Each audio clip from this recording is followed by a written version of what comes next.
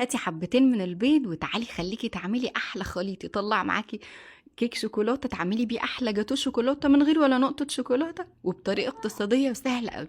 هتخليه يطلع معاكي ناجح من اول مره، هش مرتفع وحلو قوي، وبنص كوبايه بس من الكريمه هنعمل العظمه دي كلها. اللهم صل وسلم وبارك على سيدنا محمد وعلى اله وصحبه اجمعين.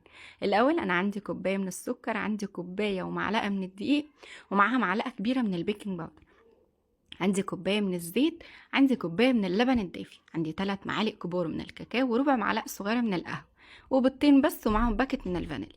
في الخلاط الحلو بتاعك بقى وانزلي لي بكوباية السكر وعليها الكاكاو والقهوة ومعاهم الزيت. هنخلط الكلام الجميل ده كله في الخلاط لحد ما يبقى معانا صوص حلو قوي كده. هنجيب كوباية وهناخد 3/4 كوباية من الخليط اللي احنا عملناه. في الخطوة دي هتحسوا ان السكر لسه مخرز شوية، ما تقلقوش خالص هيدوب. هننزل بقى الجوانب بتاعتنا كده بتاعة الخلاط علشان الخليط كله يختلط كويس قوي مع بعض. هننزل عليهم البيضتين اللي معاهم باكت الفانيليا، وهنضرب الكلام ده كله في الخلاط. في بولة بقى ناشفة ونضيفة نزلوا الخليط الحلو ده بقى. مش قادرة اوصف لكم الريحة عاملة ازاي، ريحتها خطيرة. في الوقت ده بكون محضرة جنبي اللبن الدافي، هنزل ب3/4 كوباية من اللبن الدافي، والربع كوباية الباقية هننزل عليها بالصوص اللي احنا شلناه على جنب. هنسيبه على جنب وهنبدأ نقلب بقى اللبن مع خليط اللي احنا عملناه مع البيض في البول. هننزل عليهم كوباية الدقيق والبيكنج باودر، وما تنسوش رشة من الملح. وهنبدأ نخلط الكلام ده كله كويس. علشان تاخدوا نتيجة ممتازة لازم قبل ما تبدأوا في خطوات الكيك دي تكونوا مولعين الفرن علشان يسخن. الناس اللي عندها درجة حرارة فهنشتغل على 180، واللي ما عندهاش هنشتغل على فرن وسط شغال من تحت بس. قلبت بقى الخليط بتاعي كويس، وفي صينية او في طاجن اديته دهنة بسيطة كده من الزيت ورشة من الدقيق. هنزل الخليط بتاعي كله وهبدأ اوزعه كويس.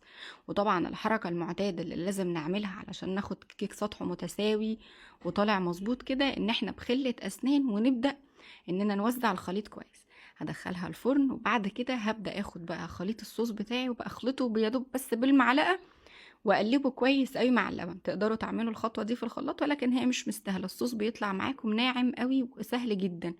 هنقلب الكلام ده كله بقى كويس قوي مع بعضه كده، حسوا ملمسه بايديكم مره والتانيه لحد ما تتاكدوا ان تخريزه السكر ضاعت. الكيك بتاعي طلع، اختبرته بخله كده وطلع تمام قوي. علشان نعمل بقى كريمه هنحط ربع كوبايه من السكر ونص كوبايه من الكريمه، ومعاها كوبايه الا ربع من الميه الساقعه لحد كوبايه على حسب الكريمه بتاعتكم ونوعها. هنحط عليها معلقتين من الصوص بتاعنا اللي كنا شايلينه في التلاجة وقت تسوية الكيك. خلاص خرجناه من التلاجة، خلطنا الكريمة لحد ما يكون القوام بتاعها تقيل كده ومتماسك إلى حد ما. هناخد منها معلقتين على جنب نركنهم في كيس، والباقي هنشتغل بيه. عملت تشريبة عبارة عن نص كوباية من المية ومعلقة كبيرة من الصوص اللي احنا عملناه مع بعض، وهسقي بيها الكيك. عايزة اقول لكم بتخلي الكيك رهيبة، طرية طراوة ما حصلتش، حلوة قوي. هوزع بقى الكريمة بتاعتي كده على الوش، وعلشان نعمل شكل مختلف شوية كده بقى للجاتو بتاعنا، هبدأ ان انا كده اوزعها بشكل زجزاج. ممكن تستعملوا ظهر شوكة او معلقة وتعملوا بيها الاشكال دي، او تعملوها متساوية زي ما تحب.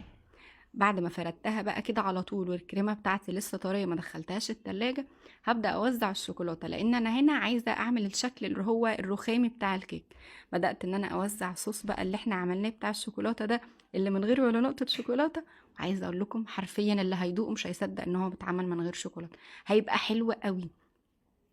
وزعت الكريمه كده بشكل عشوائي، وبدات ان انا برضو اعمل زجزاج كده علشان اموه الشكل بتاعي لحد ما خد الشكل الرخامي القمر اللي انتوا شايفينه.